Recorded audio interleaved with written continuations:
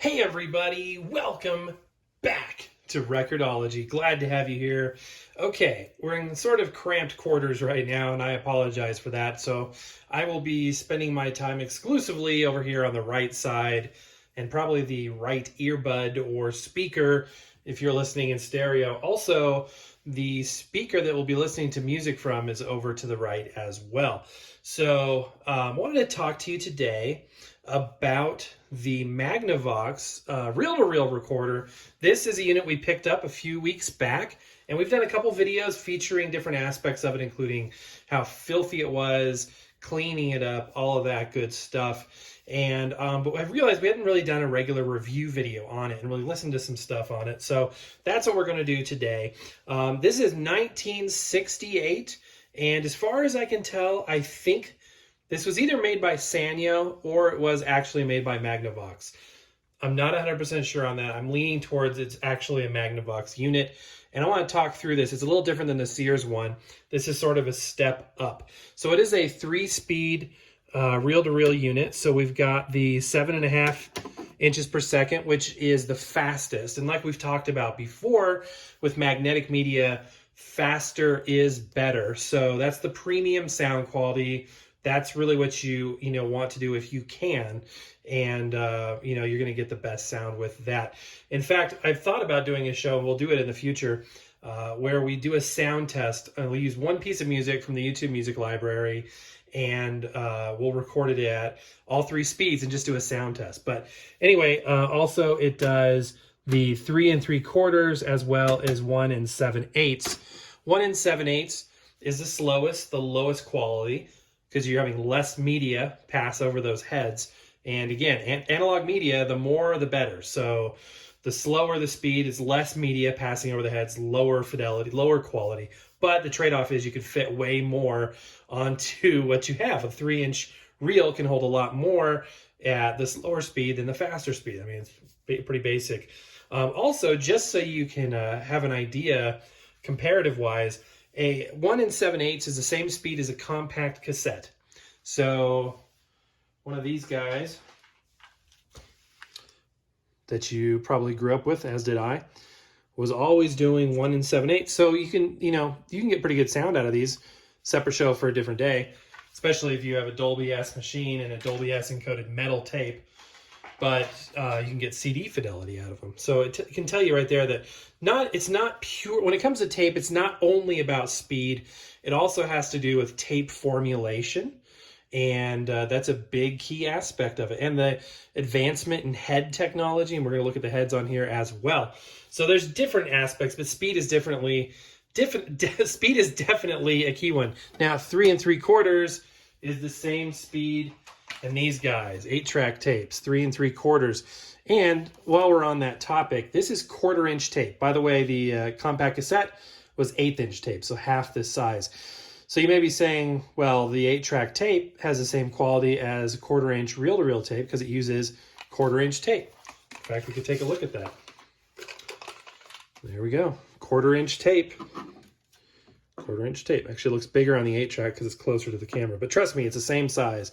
However, being that it's 8 tracks, 4 programs, for those of you familiar with 8-track tapes. So you've got 4 stereo programs, each of them having stereo.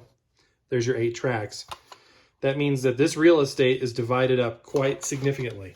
So there are 8 tracks on a 1/4-inch tape, whereas this has 2 stereo tracks front and back, so 4 tracks on the same size tape. So you get double the real estate with reel-to-reel tape than you do with 8-track, even though it's the same physical media.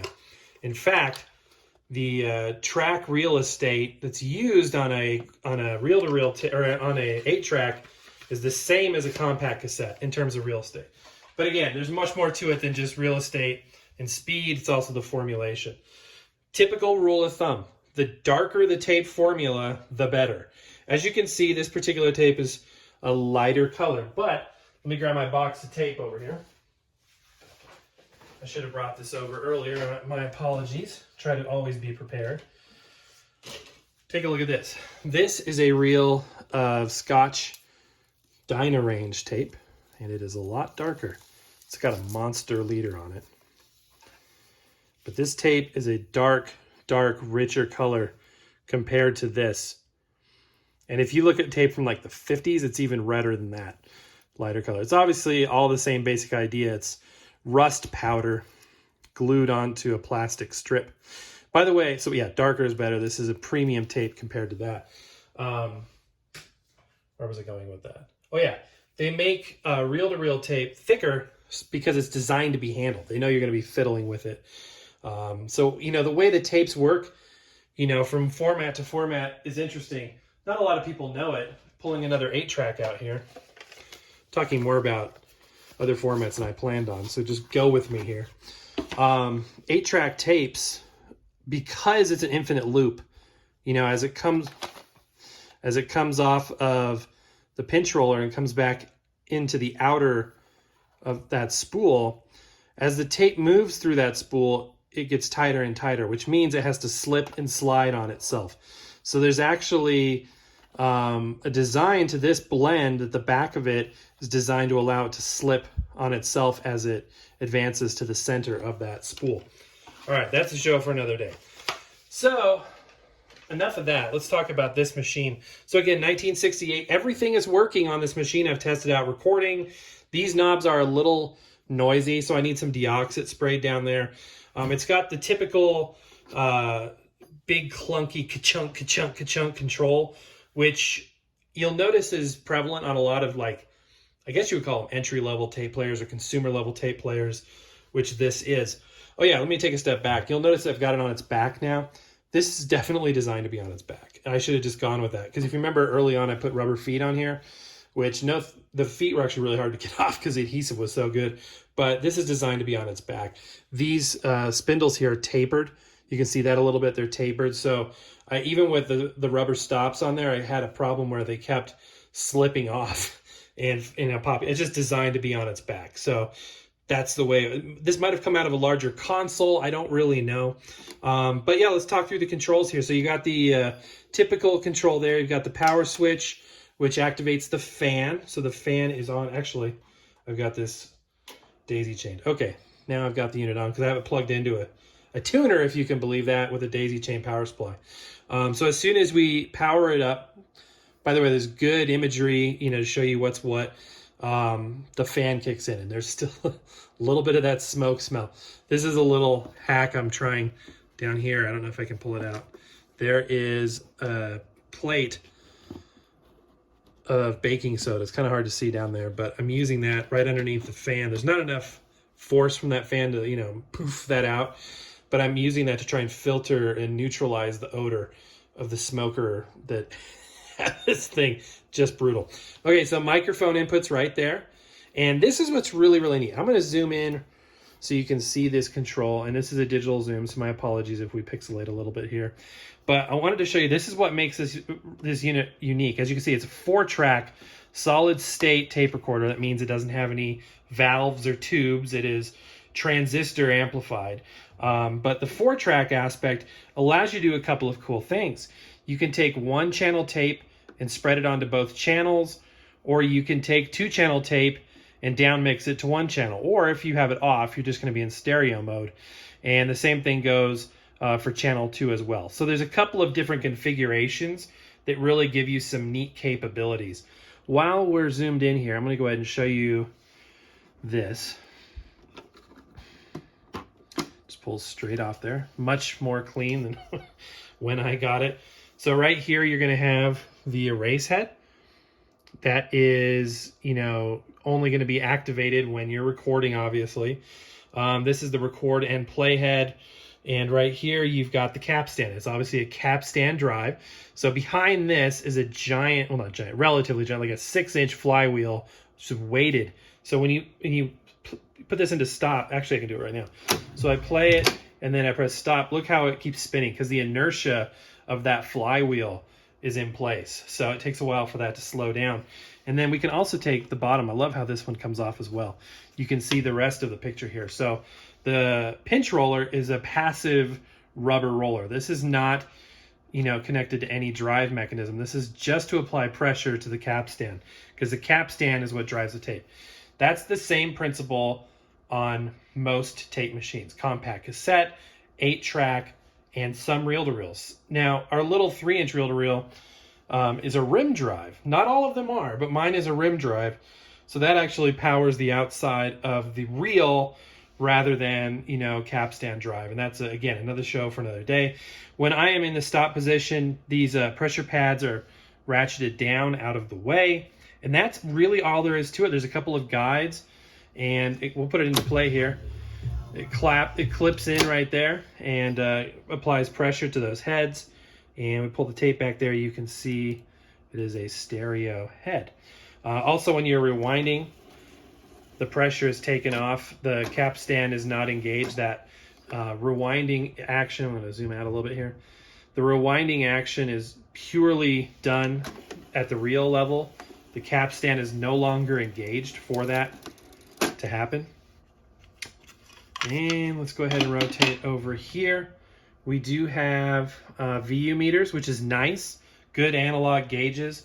They do a really good job. Hard to see, but off to the left there, I've got my Samsung Galaxy tab set up so I can, play digital files back and record into it. The input panel's on the back of the unit. I'm not going to be able to show that right now just because I've got this kind of in place where it needs to be right now. But got left and right RCA inputs, outputs, and I think that's all that's back there in power.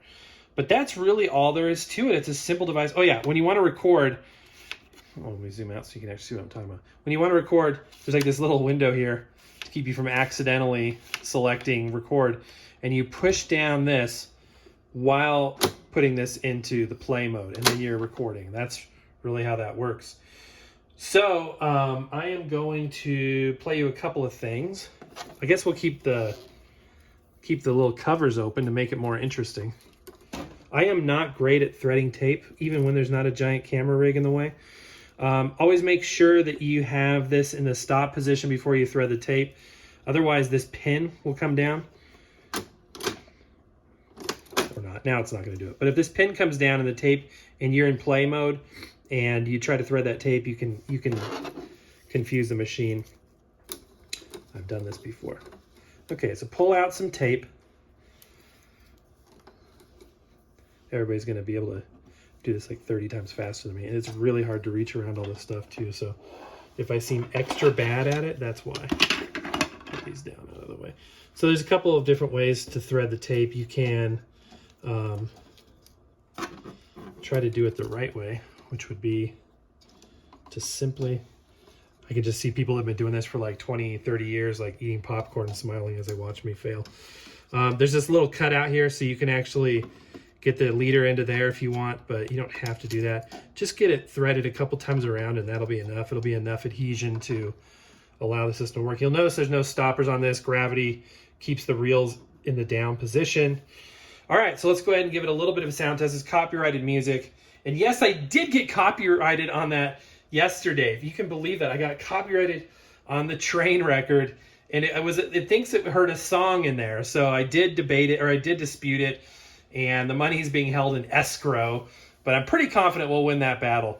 Anyway, let's zoom in a little bit here and let's watch. Again, if you see that blip when I'm zooming in and out, it's because the iPhone's switching between the two cameras. Okay, here we go. Oh yeah, so this is Mecho's Star Wars Disco album. Did a little test. And that is No Big Deal, and Annie Mineo, Willie. That's a great song. Really, really cool. So again, I wish I could play more.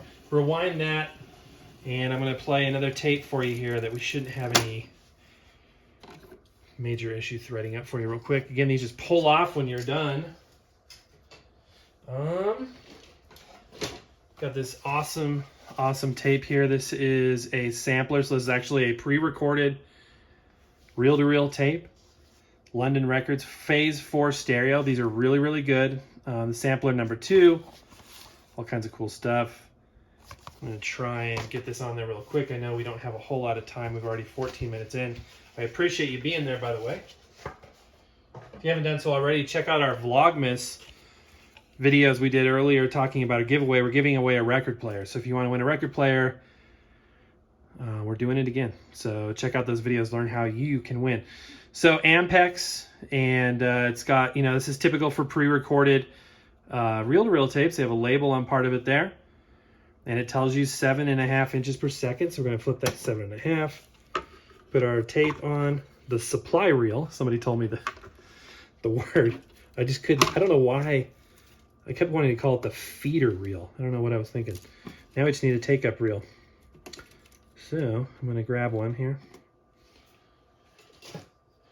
Always make sure your take-up reel is equal to or larger than your supply reel. Otherwise, you could have major issues. Now, this this take-up reel has a small issue in that it is it's a little bit bent, so the tape squeaks when it goes through it a little bit, which is really annoying. Come on. Again, I'm so bad at this on a regular day, let alone when people are watching, so my apologies. Feel free to refill your drink. Join me in 10 minutes. Okay, there we go. And we'll give it a little listen. Hear that squeak? That's just the take-up reel. You can actually bend the tape a little bit. You don't have that issue. So, not that I would recommend doing this, but not a good long-term solution. This one has a huge leader before the music starts, because I figure after a while you're gonna have to re-clip it as you damage the very edge of the leader. Come on.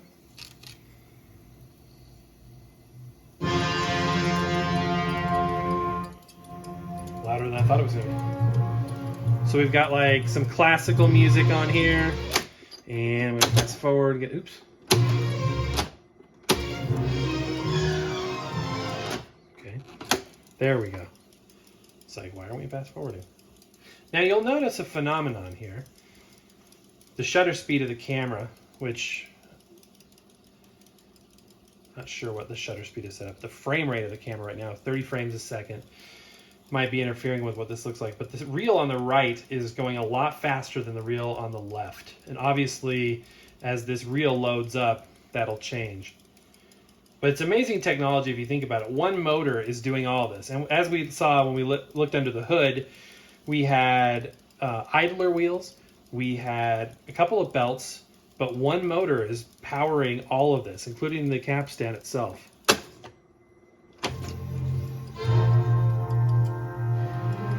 it adjusting?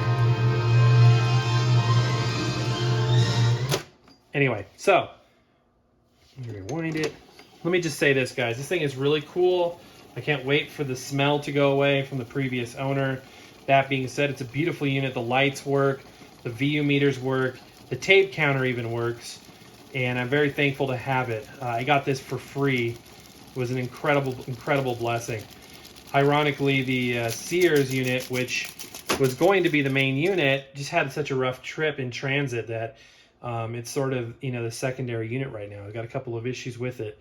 It uses a lot more belts. It's also a single motor unit. It uses a lot more belts to accomplish things versus the idler wheel, which I feel the idler wheel is the way to go. And this design really does seem to be superb in terms of, comparative to the other one. All right, trying to put this back on. What am I doing? You're doing it upside down. Come on. Time to go to bed, guys. Apparently I've exceeded my mental capacity for the day. Okay. All right, well, rather than watch me do this, you guys are probably ready for something. The next video on YouTube or whatever you're about to do next. Thank you guys so much for being there. Yeah, I definitely screwed that up. All right, I'm going to do that when I can look. Oh, that's better. There, I did it without even trying. Okay, that's going to do it for today, guys. Thank you so much for watching. Happy record hunting. We will see you tomorrow.